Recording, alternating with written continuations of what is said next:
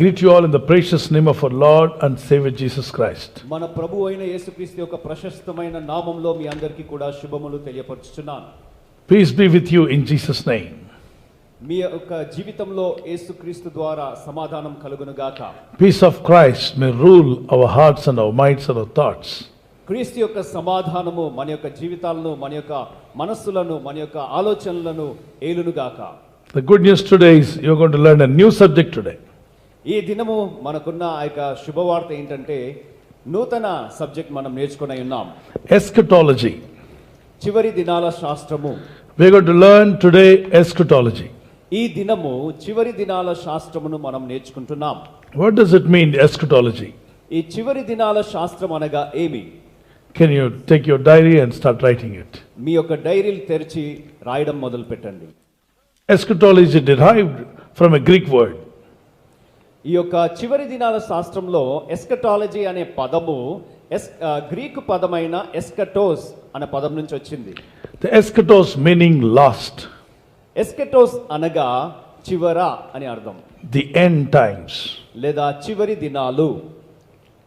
You know, when you're finishing everything, that's a eschatology. Eschatos means the end, otherwise the last days or finishing time. ఈ ఎస్కటోస్ అన్న అర్థము చివరి దినాలు లేకపోతే ఆఖరి అనే అర్థం ఇచ్చే ఆ యొక్క పదం. Something was begin in the beginning and it's going to end now. ఆరంభంలో ఏదో ఆరంభమైంది, అది ఇప్పుడు అంతమవబోతోంది.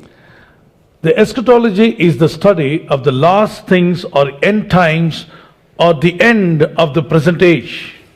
ఈ యొక్క ఎస్కటాలజీ అనే యొక్క శాస్త్రము ఏంటంటే మరి చివరి దినాలు లేకపోతే చివరి సమయంలో జరిగే లేకపోతే ఈ యొక్క యుగాంతమును గురించి తెలియపరిచే ఆ యొక్క శాస్త్రము.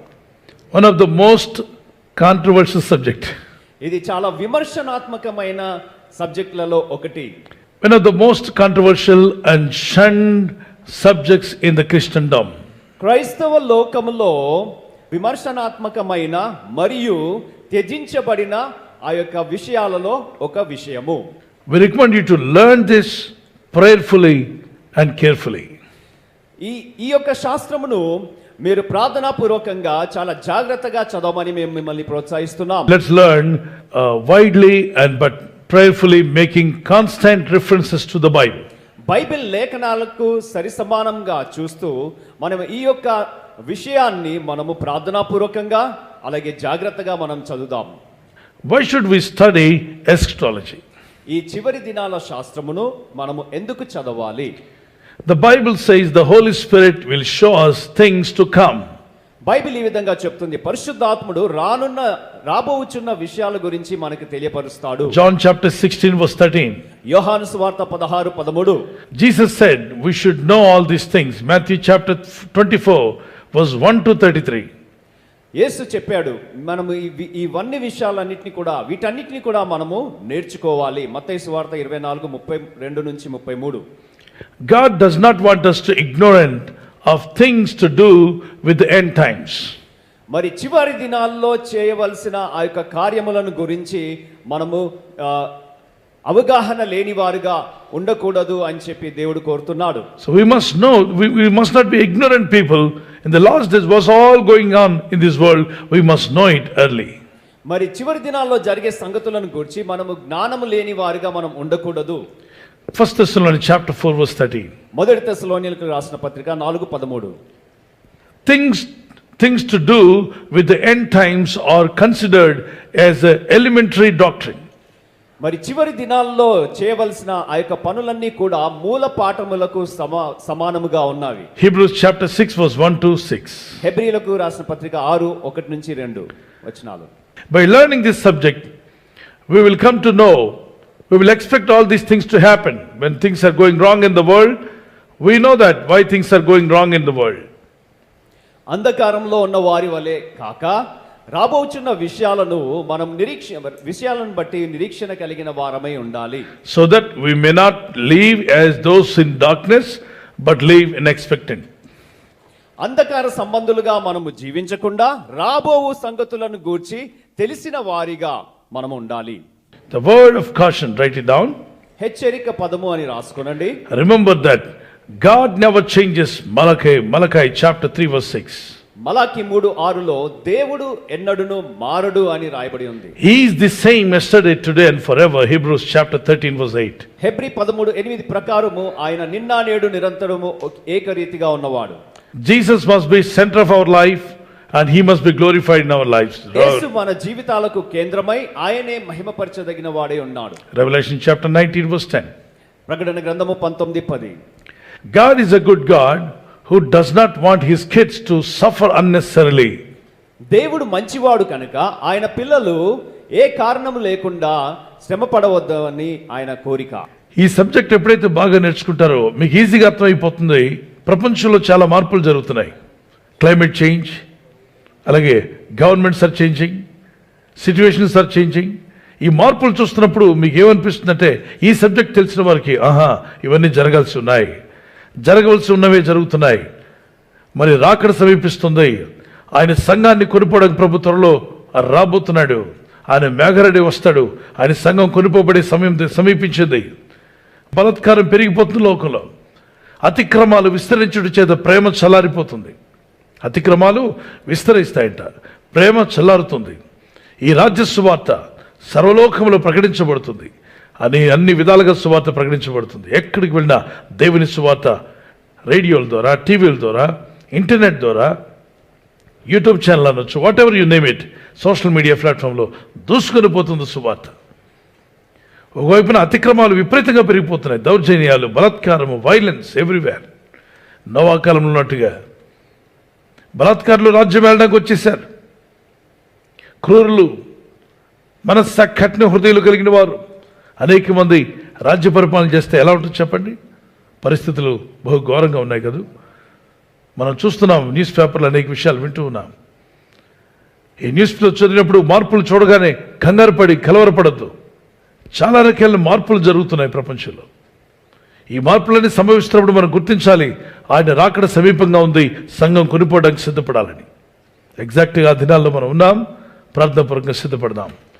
I thank God for all of you those who are learning this subject. ఈ యొక్క విషయమును నేర్చుకుంటున్న మీ అందరిని బట్టి కూడా దేవునికి స్తోత్రం. I am sure the Lord will bless you abundantly. దేవుడు మిమ్మల్ని అత్యధికంగా ఆశీర్వదిస్తాడని నేను నమ్ముచున్నాను. You have interest to learn God's word. Those who are, Bible says, those who thirst for the righteousness, they will be satisfied by God. మరి దేవుని వాక్యం ఈ విధంగా చెప్తుంది, నీతి కొరకు ఆకలి దప్పులు గలవారు తృప్తిపరచబడుదురు అని. If God helps, we will learn next lesson in coming days. మరుసటి పాఠమును రానున్న దినాల్లో మనము నేర్చుకోవడానికి ప్రయత్నం చేద్దాం. Let's go to next subject. మనము ఇంకొక విషయంలోనికి వెళ్దాం.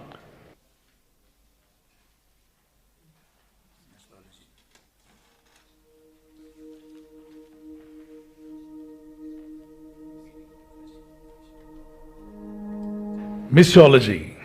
మిషియాలజీ అనేది, What does it mean, missiology? ఈ యొక్క మిషియాలజీ అంటే ఏమిటి? The meaning of missiology. ఈ మిషియాలజీ అన్న పదానికి అర్థం ఏంటంటే, It's a compound of two words, missio and logos. ఈ యొక్క పదము మిషియో అట్లాగే లోగోస్ అన్న రెండు పదాల కలయిక. The missio, Latin word missio Dei, which means mission of God. ఈ మిషియాలజీ అనేది రెండు పదాల కలయిక. మొదటిది మిషియో, అది లాటిన్ పదం నుంచి వచ్చింది. ఆ లాటిన్లో ఈ విధంగా ఉంది, మిషియో డేయి అనగా దేవుని యొక్క కార్యము. The second word in Greek it says logos, which means logos anthropoi, in the nature of man. మరి రెండవ పదమైన లోగోస్ గ్రీక్ పదం నుంచి వచ్చింది. అయితే లోగోస్ ఆంథ్రోపోయ్ అనగా మానవ స్వభావము అని రాయబడింది. The meaning of the missiology, ఈ మిషియాలజీ యొక్క అర్థము the study of what happens. మరి ఏమి జరుగుతుందో దానిని గురించిన పఠనము. When God and man work together in God's redemptive activity. దేవుని యొక్క విమోచన కార్యములో దేవుడు మానవుడు కలిసి పనిచేయడం ద్వారా జరిగే విషయాలను గురించి తెలియపరిచే శాస్త్రమే మిషియాలజీ. Write down definition of missiology. మిషియాలజీ యొక్క నిర్వచనం మనం చూసుకుందాం. Missiology is the science of missions. మిషియాలజీ అనగా అనేక కార్యములను గురించిన శాస్త్రము. It includes the formal study, the theology of mission, the history of missions, The concomitant philosophies of mission and their strategic implementation in given culture settings. మిషాలజీ అనగా ఏదైనా సంస్కృతిలో వేదాంతపరమైన చరిత్రపరమైన దార్శనికపరమైన కార్యములను ఏకకాలికంగా ప్రణాళికాబద్ధంగా పనిచేయడమే మిషాలజీ. Praise the Lord. దేవునికి స్తోత్రం. We will learn about, in missiology, we will learn about the mission, God's redemptive purpose for mankind and all creation, Missio Dei. ఈ యొక్క మిషియాలజీలో మొట్టమొదటిగా దేవుని కార్యముల గురించి మనం తెలుసుకుంటాం. మానవుని అలాగే సమస్త సృష్టిని దేవుడు ఎందుకు విమోచించాడో దాని గురించిన ఉద్దేశము మిషియో డెయి అన్న పదం ద్వారా తెలుసుకుంటాం. Missions, the activity of redeemed men as agents of God's mission. విమోచించబడిన మనుషుల ద్వారా మనుషులు దేవుని యొక్క కార్యములకు ప్రతినిధులుగా ఉండడమే ఈ యొక్క machines. A specific activities initiated response to the direction of God's Spirit. దేవుని యొక్క ఆత్మ ప్రేరేపణకు ప్రతిస్పందనగా ఆరంభించబడిన ప్రత్యేకమైన కార్యములు. Praise the Lord. దేవునికి స్తోత్రం. Glory be to God. దేవునికి మహిమ కలుగును గాక. We're going to learn much more deeper classes in this missiology. ఈ యొక్క మిషియాలజీ అనే అంశంలో మనం ఇంకా లోతైన విషయాలను నేర్చుకోబోతున్నాం. It's my favorite subject, missiology. ఈ యొక్క మిషియాలజీ అనే అంశము నాకు ఇష్టమైన సబ్జెక్ట్స్లలో ఒకటి. Let me ask you a question. Who is the first missionary to this perishing world? ఈ యొక్క నశించే లోకానికి మొట్టమొదటి మిషనరీ ఎవరు? Tell me. చెప్పండి. Some people say Paul, కొందరు పౌలు అంటారు, some people Peter, కొందరు పేతురు అంటారు, some people say Abraham, కొందరు అబ్రహాం అంటారు, some people says Moses. ఇంకొందరు మోషే అని చెబుతారు. But the Bible says is none other than Jesus Christ. కానీ దేవుని వాక్యం ఏం చెప్తుందంటే అది కేవలం ప్రభువైన యేసుక్రీస్తు మాత్రమే. As the Son of God came to this perishing world as a missionary, and he came to this world and took away the punishment of this world, and he died on the cross. He shed holy blood, and he said on the cross, "It is finished." That means he finished it. His mission work was finished, and the rest work he has given to us. Go and spread the gospel. Go and spell good news. Go means go. You have to go out, spell a good news. So very simple things he gave to us, and the hardest part he has done on the cross. దేవుని కుమారుడైన ప్రభువైన యేసుక్రీస్తు సాక్షాత్తు ఈ లోకానికి వచ్చి ఆయన ఈ లోక పాపముల నిమిత్తము ఆయన యొక్క ప్రాణాన్ని తన శిలువపైన అర్పించి తన రక్తం ద్వారా ఈ లోకంలో ఉన్న పాపుల యొక్క ఆ యొక్క శిక్షను ఆయన భరించి పాప విమోచన దయచేసి ఉన్నాడు. ఆయన చాలా కఠినమైన శిక్షను ఆయన భరించి మనకి చాలా సులువైన ఆ యొక్క భారమును మనకు అనుగ్రహించి ఉన్నాడు. Praise the Lord. దేవునికి స్తోత్రం. Shall we shout and say, "Praise the Lord"? యేసుక్రీస్తుకు గట్టిగా దేవా నీకు స్తోత్రం అని చెప్దామా? Glory to Jesus. క్రీస్తుకు మహిమ కలుగును గాక. Praise the Lord. He loves us. He loved us so much. దేవునికి స్తోత్రం. ఆయన మనల్ని ఎంతగానో ప్రేమించి ఉన్నాడు. We will learn much more lessons in this missiology in coming days. రానున్న దినములలో ఈ యొక్క మిషియాలజీ అనే అంశం గురించి మనం ఇంకా అనేక విషయాలు మనం నేర్చుకుంటాం. You must become a missionary in the hands of God. మరి దేవుని యొక్క చేతిలో మీరు ఒక మిషనరీగా మార్చబడాలి. May the Lord raise many more missionaries to save this perishing world. ఈ నశించిపోయే లోకమును రక్షించడానికి దేవుడు అనేకమైన మిషనరీలను లేపును గాక. Say amen. ఆమేన్ అని చెప్దామా? Say amen. ఆమేన్ అని చెప్దామా? Amen. Praise the Lord.